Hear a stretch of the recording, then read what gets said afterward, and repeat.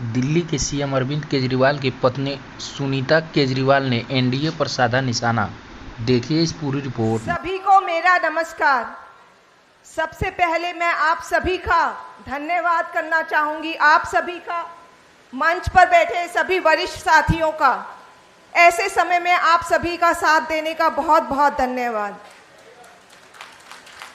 अभी तक आप सभी अब तक समझ तो गए होंगे कि दिल्ली के मुख्यमंत्री अरविंद केजरीवाल को एक गहरे राजनीतिक षड्यंत्र के तहत जेल में डाला हुआ है।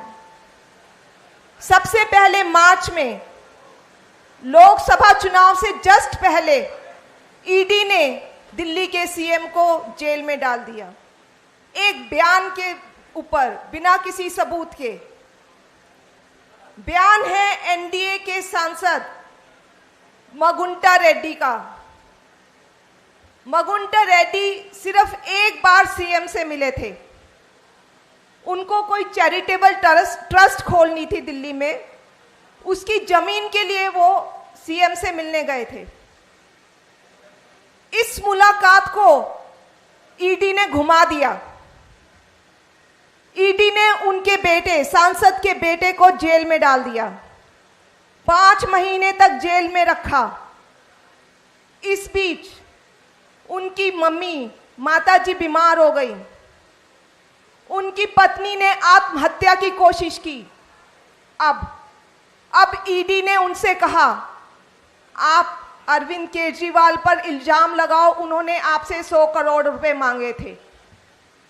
डील हो गई दोनों में, झूठा बयान बन गया और अरविंद केजरीवाल को अरेस्ट कर लिया ईडी ने। ईडी ऐसा क्यों करती? ईडी ऐसा इसलिए की क्योंकि ये किसी षड्यंत्र के तहत किया गया था, दबाव के तहत किया गया था। ट्रायल कोर्ट ने सीएम को बेल दे दी और कहा कि बेल का लॉलीपॉप देकर एक बयान पर बिना सबूत के सीएम को गिरफ्तार किया गया और बेल मिल गई। तुरंत 2 एक्शन लिए गए केंद्र सरकार ने। पहला, ईडी अपने वकील के भाई के कोर्ट में, अब भाई तो भाई का ही साथ देगा, अपने भाई के वकील के कोर्ट में जाकर इस बेल पर स्टे ले आई। दूसरा, सीबीआई ने इन्हीं सांसद के बयान पर सीएम को गिरफ्तार कर लिया। मकसद कि सीएम को जेल में ही रखना है, उनको बाहर में नहीं निकलने देना। ये सब षड्यंत्र है, राजनीतिक षड्यंत्र के तहत किया जा रहा है। अरविंद जी को 22 साल से डायबिटीज है। वो इंसुलिन लेते हैं अपनी हाई शुगर कंट्रोल करने के लिए। जब जेल गए तो उनको इंसुलिन नहीं दी गई। कोर्ट जाना पड़ा उनकी इंसुलिन दिलाने के लिए। इसका मतलब क्या हुआ? षड्यंत्र के तहत उनकी बीमारी को नजरअंदाज किया गया। अरविंद जी के हाथ पर एक सेंसर लगा हुआ है। ये रीडर है, रीडर। इस रीडर से, वो सेंसर से रीडिंग लेते हैं, जिससे शुगर का लेवल पता चलता है कि उनके शरीर में शुगर का क्या लेवल है। और इसी रीडर में एक ग्राफ बनता रहता है। वो ग्राफ है इस तरह का, पूरा ग्राफ बनता है जिसमें पूरे दिन की शुगर लेवल रिकॉर्ड हो जाती है कि किस समय क्या शुगर लेवल था। आमतौर पे अगर 70 से नीचे शुगर जाती है तो पेशेंट को कपकपाहट होती है, घबराहट होती है, पसीने छूटते हैं। ये सब लो शुगर के सिम्टम्स हैं।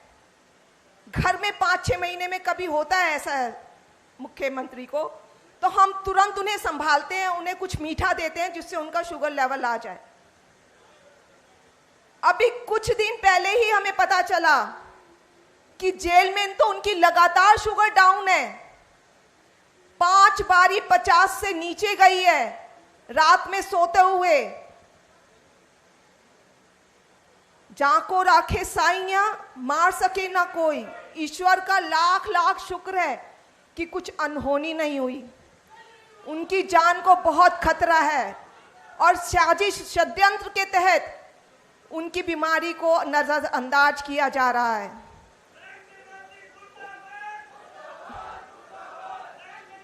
ऊपर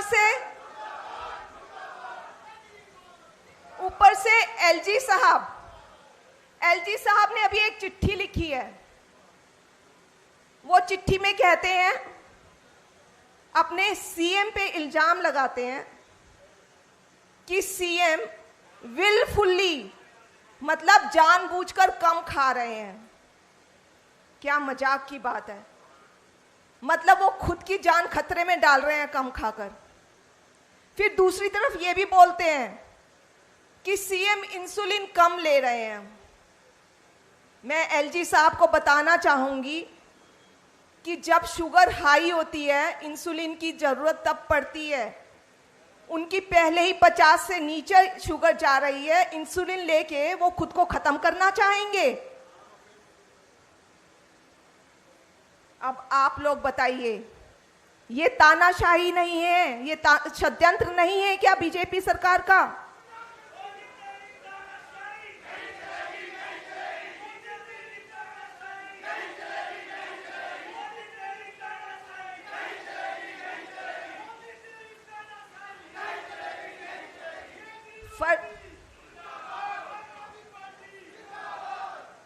फर्जी केस, सेहत के साथ खिलवाड़ और एक जनता के चुने हुए मुख्यमंत्री को बदनाम करने की कोशिश कर रही है ये सरकार।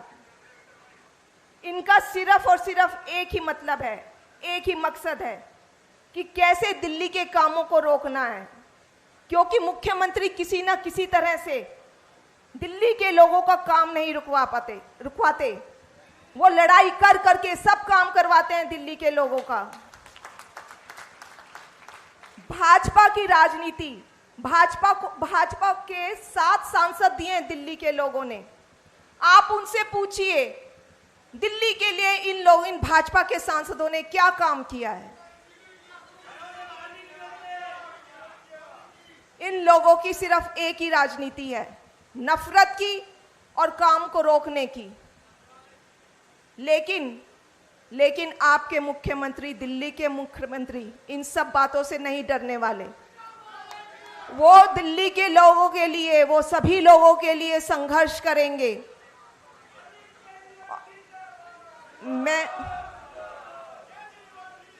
मैं 30 साल से उनके साथ हूं। मुझे पता है उनमें सेवा का कितना जज्बा है और मैं आशा करती हूं कि आप सब भी उनका साथ देंगे। धन्यवाद, नमस्कार।